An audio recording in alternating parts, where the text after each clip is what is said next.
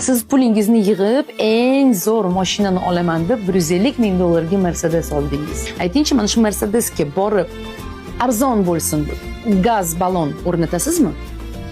Yoki arzon bo'lsin deb eng arzon yog'ni quyasizmi? Bo'laveradi deb eng o'sha sifatsiz benzinni quyasizmi? Hech qachon bunday qilmaysiz. Qimmat mashinangiz sizga uzoq xizmat qilishi uchun, uni ehtiyot qilish uchun unga eng yaxshisini ravo ko'rasiz. Mana endi sizga tabiiy savol beraman. Siz qanaqasiz? O'zingiz uchun sizning sog'lig'ingiz necha pul turadi? Saratonga chalingungacha yurib, keyin qimmatbaho dorilar, operatsiyalar uchun chet elga borishni tanlaymiz, bor-budimizni sotishni boshlaymiz. Umuman olganda hamma narsa qilamiz hayotimizni asrab qolish uchun.